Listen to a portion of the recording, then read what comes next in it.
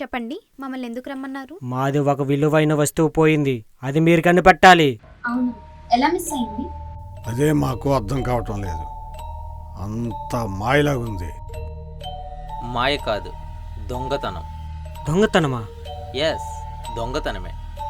పక్కా ప్లానింగ్తో మీ చేతిలో ఉన్న వస్తువుని తెలివిగా కొట్టేశారు. అదెలా సాధ్యం? చుట్టూ చూస్తే పెట్ట మనిషి కూడా లేడు. మమ్మల్ని దాటుకొని దొంగతనం ఎలా జరిగింది? సెవోఫ్లోరాన్ అంటే ఇన్హేల్ చేసిన ఎనస్థెటిక్ డ్రగ్.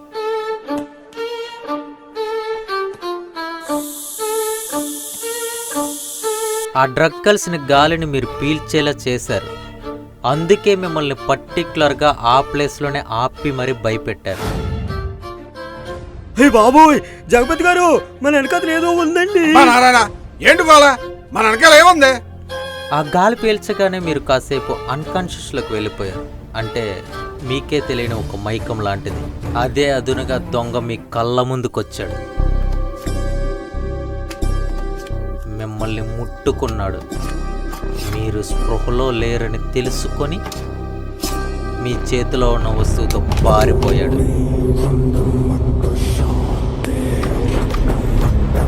మీకు తెలివచ్చి చూసేసరికి మీ చుట్టూ ఎవరు లేరు, మీ చేతిలో ఉన్న వస్తువు కూడా లేదు.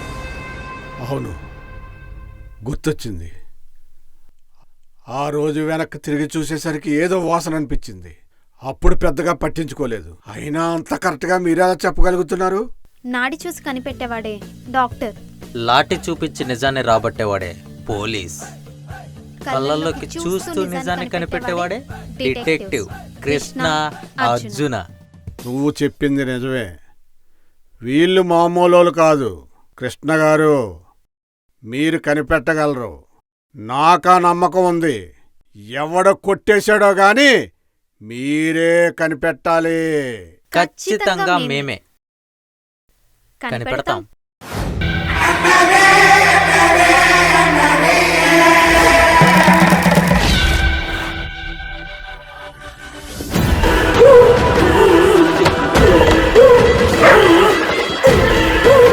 కానీ నా దగ్గర అంత టైం లేదు. వచ్చే 7 రోజుల్లో పౌర్ణమి. అప్పట్లోగా నా వస్తువు నా చేతిలో ఉండాలి. తప్పకుండా సార్. పౌర్ణమి రోజున ఆకర్షణానికి అరక్షణం ముందే మీ వస్తువు మీ చేతిలో ఉంటుంది. వస్తా మరి.